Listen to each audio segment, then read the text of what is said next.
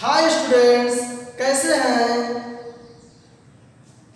आशा करते हैं इस लॉकडाउन की स्थिति में आप घर पर स्वस्थ और सुरक्षित होंगे। मैं संदीप सिंह, प्रवक्ता भौतिक विज्ञान जेपीआईसी डिजिटल स्टडी के यूट्यूब चैनल पर आपका स्वागत करते हैं। प्रिय विद्यार्थियों, आज हम लोग एक बहुत ही महत्वपूर्ण टॉपिक के बारे में चर्चा करेंगे जो लगातार कई वर्षों से बोर्ड एग्जाम में प्रश्न बनता आ रहा है बेटे, इसलिए बहुत ही महत्वपूर्ण सेशन होने वाला है जिसका नाम है क्रांति कोण तथा पूर्ण आंतरिक परावर्तन,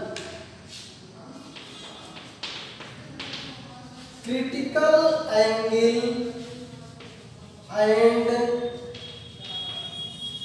टोटल इंटरनल रिफ्लेक्शन। बेटे इसे TIR भी कहते हैं। क्या कहते हैं? पूर्ण आंतरिक परावर्तन को TIR भी कहते हैं, टोटल इंटरनल रिफ्लेक्शन।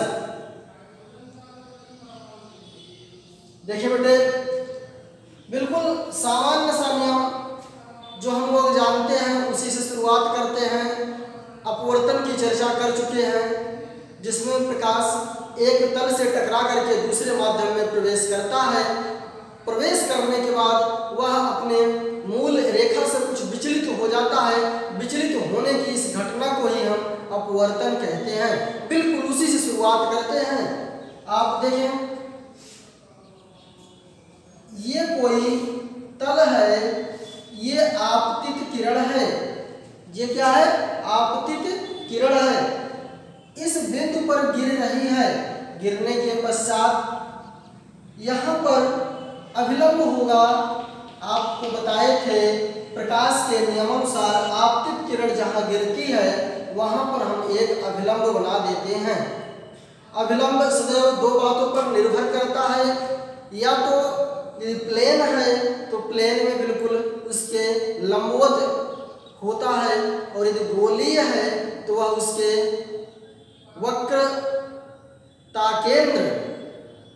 वक्रता केंद्र से होकर के जाता है।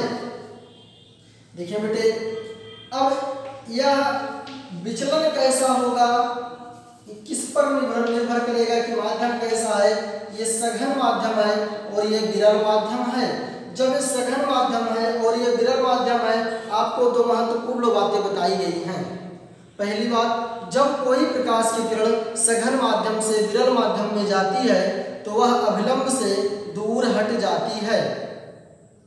और इसका दूसरा रूप आपको बताया गया है, जब कोई प्रकाश की किरण विरल माध्यम से सघन माध्यम में जाती है तो वह अभिलंब की ओर झुक जाती है। देखिए बच्चों, तो सघन माध्यम से इसका आपको एक हम ट्रिक भी बताए थे। आप एक शब्द याद रखिएगा, डेंसर। क्या याद रखिएगा? डेंसर। डेंसर मतलब ड्रा। क्या याद रखिएगा? ड्रा। ड्रा मतलब denser to rare away from normal. अब ये देखिए बेटे, आप ये देखिए अभिलंब से दूर हट गई। ये कोण I है और ये कोण R है। ये क्या है? अपवर्तन कोण है। ये क्या है? अपवर्तन कोण है। जबकि ये I क्या है? ये आपतन कोण है। आप बिल्कुल चित्र में स्पष्ट देख पा रहे हैं कि जो I का मान है वो कम है और R का मान ज्यादा है। I का मान कम है और R का मान क्या है? ज्यादा है। ये क्या है?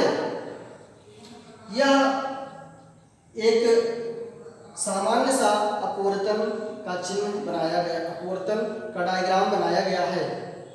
यहाँ पर समझने योग्य बात क्या है, समझिएगा बेटे। यदि हम इस किरण को यदि और अभिलंब की ओर ले आते, इसलिए डॉटेड बना रहे हैं, ध्यान दीजिएगा। ये तो जो मूल था, सबसे पहले आप लोग जो चित्र हम बनाए थे उसको बना लीजिएगा। इसके बाद इसको बनाना नहीं, सिर्फ समझा रहे हैं आपको। यदि हम इसको और अभिलंब की ओर ले आते तो ए और झुक जाता इस प्रकार से, तो आर का मान कुछ ऐसा हो जाता कि नहीं हो जाता? हो जाता ना। और इसके बाद फिर और हम यदि इसको ले आते तो और झुक जाता। एक स्थिति ऐसी आती जो कि बिल्कुल इसी सतह से होकर के जाती। इसका डायग्राम आपको हम बना के दिखा रहे हैं। ये सघन है, ये विरल है। मान लिया कि यहाँ का अपवर्तनांक n1 है और यहाँ का अपवर्तनांक n2 है। आप ये देखें, यहाँ पर आपतन बिंदु हो गया, यहाँ क्या बना देंगे? अभिलंब बना देंगे। क्या बना देंगे? अभिलंब बना देंगे। अब यहाँ पर बहुत स्थिति ऐसी ली गई है, कई आपको हमने बताया कि अभिलंब की ओर झुकते जाते हैं। अब यहाँ पर आप ये देखें, बिल्कुल इसी रेखा से होकर के जाती है। ये तो अच्छा है, मतलब बिल्कुल इसी जो माध्यम है आपका, इसी माध्यम से ही ये किरण भी होकर के जाती है। यहाँ पर आप देखिए, ये आई है और ये आर है। ये क्या है? आर है। बेटे यहाँ आर ना लिख करके इसी को हम यहाँ पर क्या लिखते हैं? सी लिखते हैं। तो सी बराबर क्या हो गया? 90 डिग्री हो गया। सी हम इसलिए लिखते हैं क्योंकि यह एक विशेष स्थिति है। यह एक विशेष स्थिति है। ये जो विशेष स्थिति है, इसी विशेष स्थिति को ही हम क्रांतिक स्थिति के नाम से जानते हैं। किस नाम से जानते हैं? क्रांतिक स्थिति के नाम से जानते हैं। यहाँ पर यही तो आर है, इसी का मान क्या था? आर था। यहाँ आई बराबर क्या हो जाएगा? सी हो जाएगा। और यही क्या है? क्रांतिक स्थिति है। क्रांतिक स्थिति। और इस कोण को, सी को क्रांतिक कोण कहते हैं। यदि इसको हमको परिभाषा के रूप में लिखना हुआ तो हम किस प्रकार से लिखेंगे? समझिएगा। यदि कोई प्रकाश की किरण सघन माध्यम से विरल माध्यम में जाती है, यदि कोई प्रकाश की किरण सघन माध्यम से विरल माध्यम में जाती है, तो अपवर्तन कोण का मान जिस स्थिति पर 90 डिग्री हो जाता है, इस विशेष कोण को क्रांतिक कोण कहते हैं और इस स्थिति को क्रांतिक स्थिति कहते हैं। इसी को हम क्या कहते हैं? क्रांतिक स्थिति कहते हैं। उम्मीद करते हैं समझ में आया होगा। देखिए बेटे, यदि हम आई के इस मान को यदि और बढ़ा दें, अभी तो यहाँ तल पर गया, अब तल पर न जाने के बजाय वो अपने ही माध्यम में वापस लौट आएगा। देखें, ये आपतन किरण हुआ,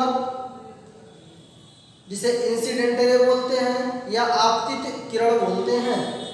ये आपको आपतन बिंदु हुआ, आपतन बिंदु पर एक अभिलंब खींच देते हैं। अब ये अपने ही माध्यम में वापस लौट आया। बिल्कुल कंडीशन वही है, सघन है और ये विरल है। यहाँ पर n1 है, यहाँ पर अपवर्तनांक n2 है। n1 n2 क्या है? अपवर्तनांक है। यहाँ पर अधिकांश किरणें वापस आ गई। यहाँ पर क्या आ गई? अधिकांश किरणें वापस आ गई। इस केस में आप देख रहे हैं कि जो आई का मान होगा वो सी से ज्यादा होगा। जो आई का मान होगा वो सी से ज्यादा होगा। इसी को बेटे क्या कहते हैं? पूर्ण आंतरिक परावर्तन। पूर्ण आंतरिक परावर्तन, टोटल इंटरनल रिफ्लेक्शन, इसे हम TIR कहते हैं। क्या कहते हैं? TIR कहते हैं, पूर्ण आंतरिक परावर्तन, जिसका हमारे दैनिक जीवन में बहुत ही बेहद महत्वपूर्ण है, जिसकी चर्चा अगले स्लाइड में करेंगे। यहाँ पर बेटे पूर्ण आंतरिक परावर्तन होने के लिए दो बातें मुख्य हैं। पहली प्रकाश की किरण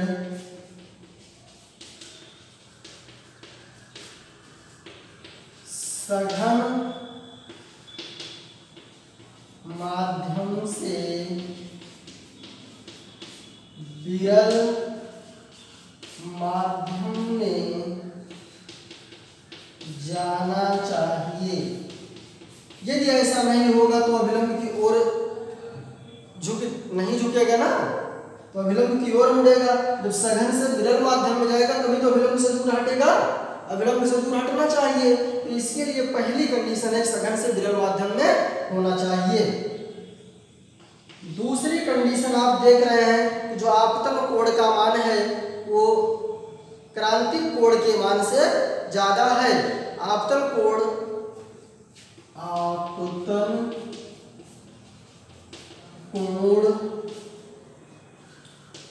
का मान क्रांतिक कोण के मान से ज्यादा होना चाहिए।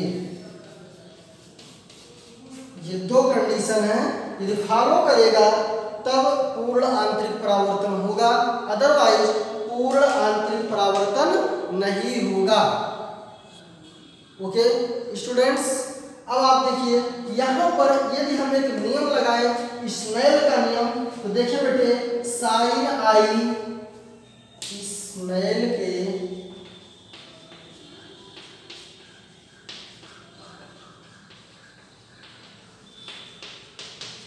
स्नेल के नियमानुसार देखें साइन आई बटे साइन आर, आपको लगाने का तरीका बताए थे साइन आई बटे साइन आर।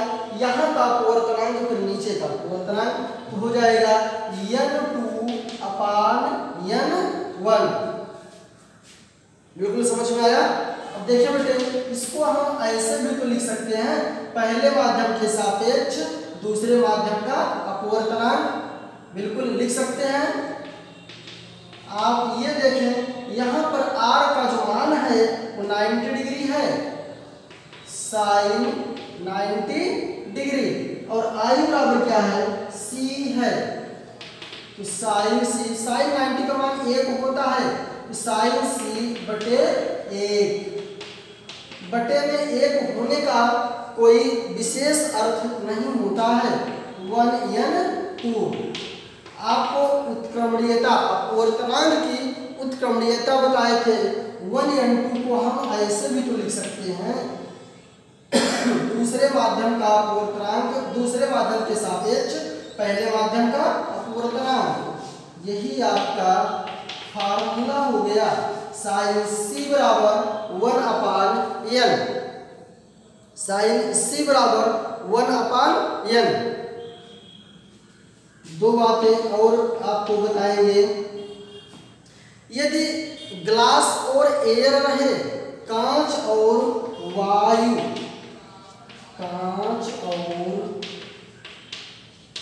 यदि कांच और वायु माध्यम लिया गया हो तो वहां पर जो क्रिटिकल एंगल का जो मान आता है 41 डिग्री 49 मिनट आता है, 41 डिग्री 49 मिनट आता है। और दूसरा देखें यदि यहाँ कांच के स्थान पर यदि जल रहे, जल और वायु यदि लिया जाए, देखें पहला माध्यम जो सघन वाला होगा वो जल होगा और किस में जाएगा वायु में जाएगा, तो वहां पर 48 डिग्री 39 मिनट का क्रिटिकल एंगल बनाएगा, क्रांतिक कोण बनाएगा। ओके बेटे, क्रांतिक कोण का जो मान होता है वो लाल रंग के लिए सबसे ज्यादा होता है और बैगनी रंग के लिए सबसे कम होता है। क्रांतिक कोण का मान, इसको आप नोट पॉइंट में कहीं लिख लेंगे, क्रांतिक कोण का मान लाल रंग के लिए सबसे ज्यादा होता है और बैगनी रंग के लिए सबसे कम होता है। आप ये देखिए, अगर क्रांतिक कोण को हम C से रिप्रेजेंट कर रहे हैं तो रेड का और ए वायलेट का ये आप देखें, ये बिल्कुल इसको याद रखेंगे, लाल रंग का क्रांतिक कोण सबसे ज्यादा होता है और वायलेट बैगनी रंग का सबसे कम होता है। इसके नेक्स्ट लेक्चर में हम लोग क्रांतिक कोण से संबंधित कुछ अंकित प्रश्न और क्रांतिक कोण का हमारे दैनिक जीवन में क्रांतिक कोण पूर्ण आंतरिक परावर्तन के क्या उपयोग हैं, इन उपयोगों की चर्चा हम लोग नेक्स्ट लेक्चर में करेंगे। धन्यवाद।